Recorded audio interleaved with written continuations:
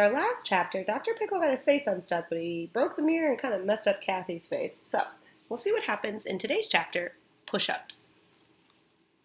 Stephen lay on the playground, surrounded by his classmates. He grunted as he pushed down on the blacktop with all his might. Nothing happened. "You can do it," urged Mauricia. "Push harder, Stephen," encouraged Joe. Stephen pushed harder. He grunted louder. Still nothing. Louis, the art teacher, blew his whistle. "What's going on here?" he asked as he made his way to Stephen.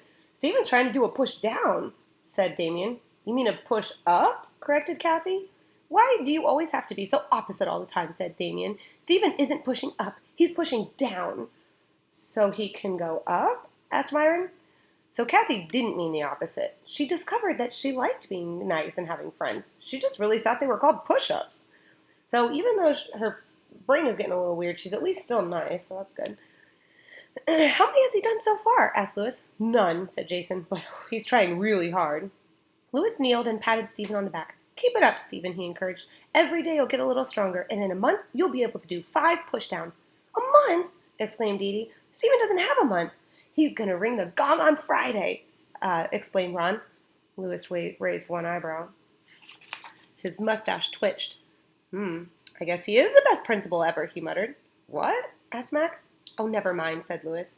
Remember, Louis was the one who kind of encouraged the principal to let someone else ring the gong, but then he immediately realized that was a bad idea. Not sure why.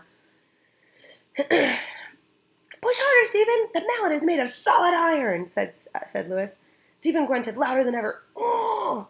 It didn't move. "I can't do it, Louis," he gasped. "Talk to Mr. Kidswatter. Tell him to pick somebody else." "Ooh, me!" exclaimed Joy. "Mr. Kidswatter is the smartest principal in the school. He's the only one. He must have had a good reason for choosing you." "Would you like to donate a toenail or a fingernail?" asked Mrs. Jules. Mr. Kidswatter examined his nails. "No, I'm using mine. I need a student to bang the gong." Oh, since you're not reading, there's like these little bloopity bloops, which I think means they're going back in time. So this is kind of like if you remember when Mr. Kidswatter first came in. So it's like a memory. "Would you like to donate a toenail or a fingernail?" Mrs. Jules asked. Mr. Kidswatter examined his nails. "No, I'm using mine. I need a student to bang the gong on Friday." The next thing he knew, all those little kids had their arms in the air and they were making strange noises like "ooh, ooh," and "me." "You're the best principal ever!" someone shouted. Those were the magic words. He turned to see who had shouted them, and when he saw her, that awful girl who had given him that awful face. Oh, so Kathy's the one who said it. And if you remember, Kathy originally gave him the bad face, then he gave it to Dr. Pickle. So even though he wanted to pick Kathy, he doesn't like her very much. "Boom!" he pointed. He boomed, pointing at Dana.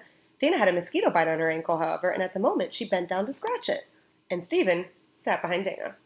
And so now we're like back to the normal story. Bloop, bloop, bloop. He lay on the blacktop, staring at the awful cloud. "I'm doomed," he moaned. "Look, Stephen, I don't know what will happen on Friday," Louis admitted. "I don't know if you'll hit the gong or drop the mallet on your toe. But I do know this. You have to try, or else you'll regret it every day for the rest of your life. And whenever you hear a gong, your heart will be filled with terrible sadness."